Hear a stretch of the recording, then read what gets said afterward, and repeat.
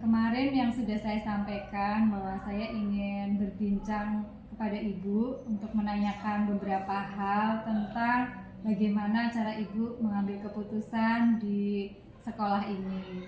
Saya ingin sharing-sharing Ibu tentang pengalaman Ibu bagaimana mengambil keputusan yang berbasis nilai-nilai kebajikan.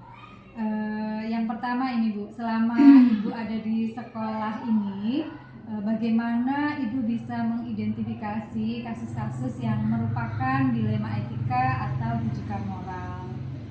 Terima kasih Bu Ida atas pertanyaannya. Jadi saya untuk mengidentifikasi kasus-kasus ini, jadi saya menerima masalah itu dulu ya. Masalah itu bisa saya terima berdasarkan aduan. Jadi saya misalkan kasus ini kasus anak ya, misalkan anak didik kami. Jadi kasus itu kemungkinan mungkin ada informasi atau aduan baik dari siswa maupun dari wali murid. Nah, nanti masalah itu saya identifikasi dulu, saya telaah dulu masalahnya apa sih gitu.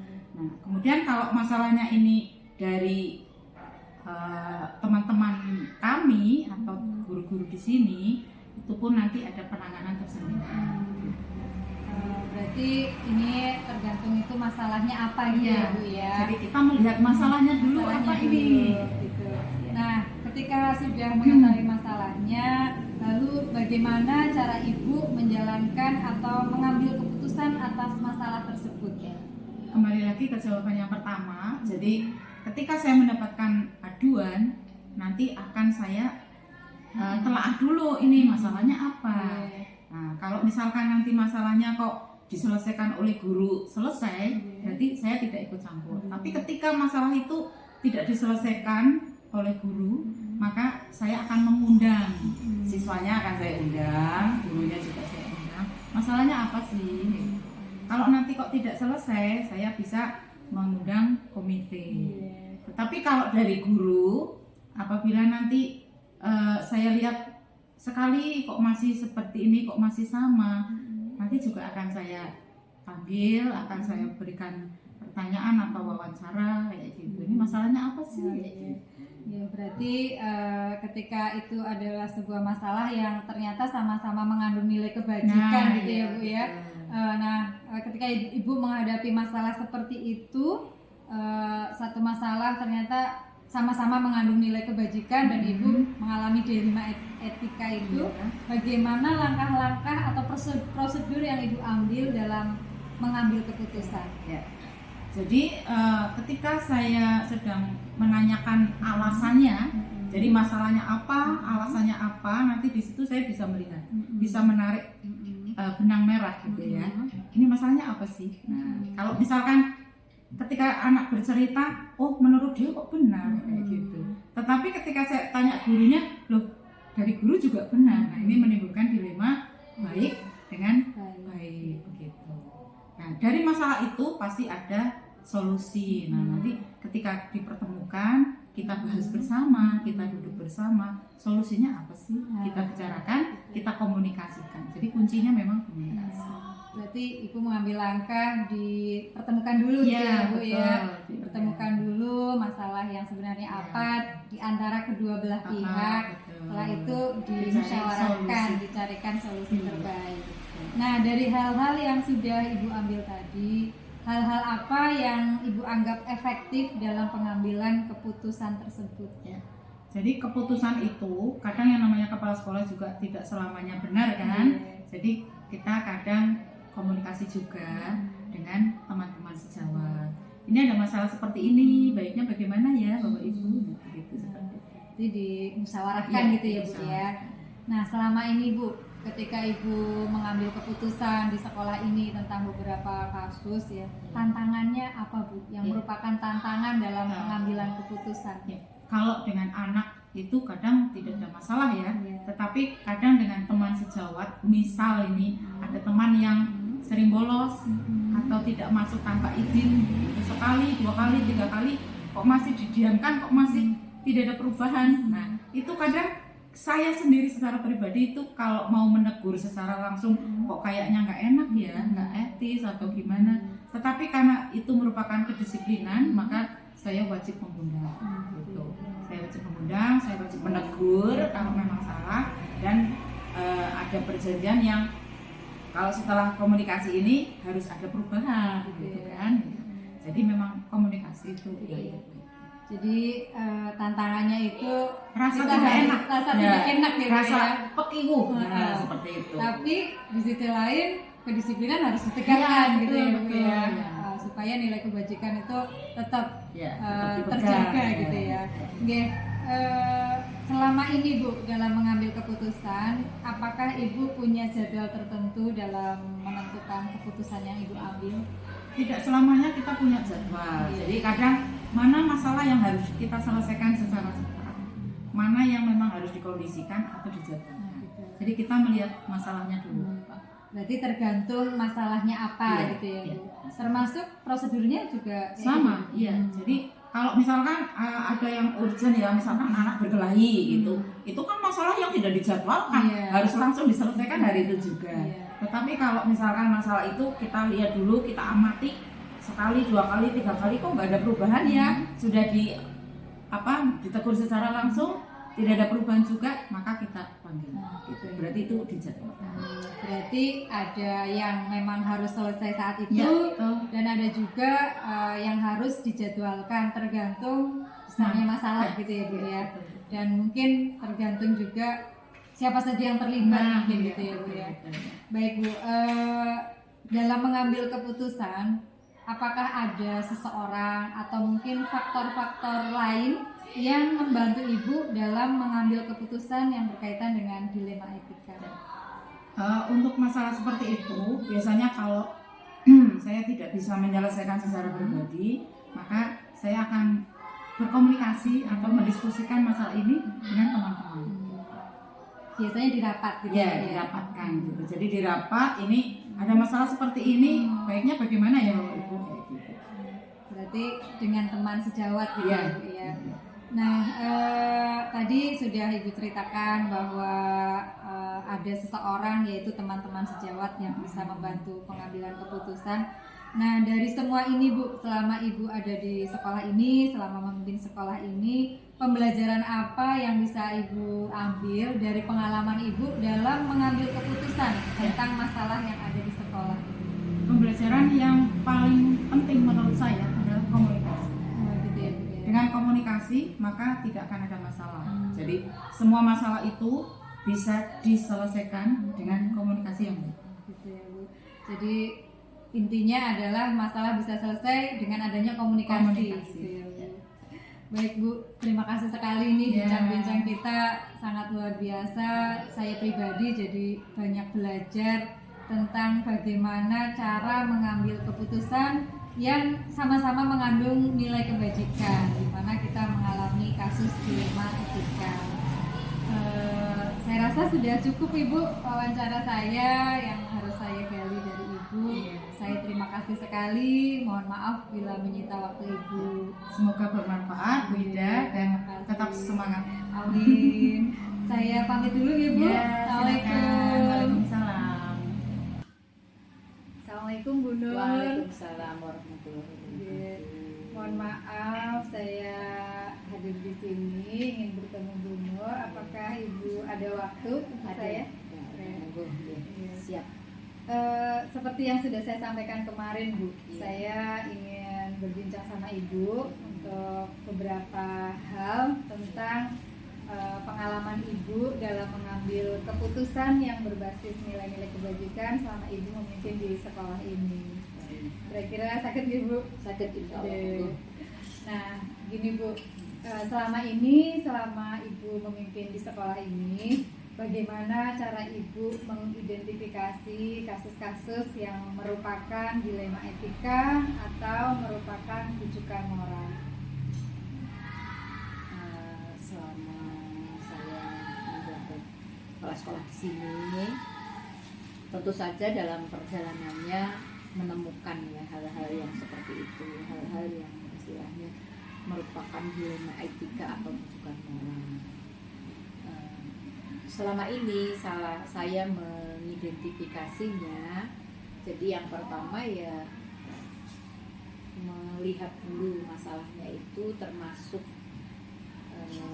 dilema etika atau bukan. Kemudian setelah itu karena di dilema etika kan itu satu kepentingan yang istilahnya satu masalah dua kepentingan gitu ya. Contoh misalnya kepentingan pribadi dengan golongan sama-sama baik, tapi itu agak bersinggungan misalnya antara pribadi dan golongan dan lain sebagainya. Selama ini saya yang untuk mengidentifikasinya ya harus tahu dulu masalahnya, kemudian nanti termasuk dilema etika atau bukan. Nanti kalau sudah tahu itu termasuk dilema etika, baru kita cari solusinya. Kita identifikasi juga pihak-pihak yang terlibat lah dalam kasus itu. Kita harus paham juga karakternya kan. Kemudian setelah itu kita cross check kayak di ininya, konfirmasi gitu ya, betul enggak. Tetap kita kaitkan dengan regulasi atau norma-norma yang ada. Baru cari keputusan, mengambil beberapa alternatif, nanti kita tentukan. Kemudian setelah itu juga tetap karena bagaimanapun baiknya suatu rencana kalau tidak dievaluasi kan kurang maksimal gitu. Selama ini saya dalam mengidentifikasi kasus-kasus tentang dilema etika. Berarti Ibu harus menganalisa dulu ya Bu ya, Iya. ke kasus ini apakah termasuk dilema etika atau termasuk bukan moral gitu. Nah, ketika mungkin kasus itu sudah teridentifikasi gitu ya Bu, lalu bagaimana cara Ibu menjalankan pengambilan keputusan di sekolah Ibu yang semuanya itu sama-sama benar dan sama-sama mengandung nilai kebajikan? Dalam pengambilan keputusan, yang pertama saya mengedepankan regulasi dulu ya, karena kita merupakan suatu lembaga pendidikan, ada regulasi-regulasi yang mengatur di dalamnya, tetap saya utamakan itu dulu. Kemudian berikutnya kami juga berkonsultasi dengan pihak-pihak terkait yang termasuk kalau di sekolah mungkin dengan komite, dengan pengawas sebagai atasan kami, atau mungkin pihak yang lain yang istilahnya berkompeten di dalam nanti pengambilan keputusan dari masalah tersebut gitu. Gitu ya Bu. Nah, setelah mungkin diambil gitu ya Bu keputusannya itu sudah teridentifikasi, lalu bagaimana cara Ibu menjalankan langkah-langkah apa yang Ibu ambil atau prosedur apa yang Ibu lakukan dalam pengambilan keputusan tersebut? Oke, tadi yang pertama mengidentifikasi masalah dulu ya, kemudian yang kedua itu menentukan pihak-pihak yang terlibat siapa saja, misal pengawas atau komite atau dengan teman-teman, kami juga tidak melupakan. Kemudian yang berikutnya kita konfirmasi apakah betul itu maksudnya masalah tersebut. Selanjutnya kami berkoordinasi untuk menentukan beberapa alternatif solusinya ya, misalnya. Nah, setelah itu kami juga menentukan mana alternatif yang dipilih, karena itu tidak boleh lama-lama ya, jadi harus segera, kalau sudah ditentukan itu harus tidak nunggu lama-lama lagi, harus segera dieksekusi. Setelah itu kemudian kita evaluasi, refleksi sudah baik atau belum, atau mungkin masih ada kekurangan dan lain sebagainya. Yang jelas evaluasi pengambilan keputusan tersebut untuk tadi bisa menemukan untuk solusi pemecahan masalahnya atau belum gitu. Terus ini Bu, hal-hal apa yang selama ini Ibu anggap efektif dalam mengambil keputusan tentang kasus-kasus dilema etika? Tentu saja untuk yang lebih efektifnya itu saya tetap koordinasi dengan pihak-pihak terkait ya. Yang kedua, yang kedua itu tetap kita berpegang teguh kepada regulasi yang bersangkutan dengan masalah tersebut. Jadi regulasi atau kebijakan atau mungkin norma-norma yang ada di masyarakat atau norma-norma yang sudah kita sepakati bersama. Gitu. Jadi hal-hal tersebut itu selama ini sudah efektif menurut Ibu ya dijalankan. Nah, lalu sekarang ini Bu, dalam pengambilan keputusan ini tentunya Ibu banyak mengalami beberapa tantangan gitu ya untuk mencapai keputusan yang berpihak kepada semuanya yang sama-sama baik. Tantangan apa ini Bu? Apa saja yang merupakan tantangan dalam Ibu mengambil keputusan khususnya untuk kasus dilema etika? Tantangannya tentu saja ya harus ada keberanian ya, harus ada keberanian, percaya diri dengan tidak meninggalkan tadi jadi pihak-pihak terkait dan regulasi yang ada. Jadi selama ini Bu, ketika ada kasus-kasus dilema etika, apakah Ibu punya jadwal atau mungkin punya waktu tertentu dalam pengambilan keputusan ini? Terus prosedurnya yang seperti apa? Kalau selama ini yang sudah kami jalani itu insidental ya. Jadi jika ada kasus saja. Namun dalam penyelesaiannya itu kami melihat jadi apakah ini harus segera atau mungkin ada perlu durasi waktu untuk atau proses untuk menyelesaikannya. Jika itu memang harus segera ditindaklanjuti, itu kami memang dimusyawarahkan atau dirapatkan di sekolah. Kalau yang yang terprogram itu kan setiap 2 minggu sekali itu ada diskusi refleksi ya itu. Jadi kami masukkan di situ.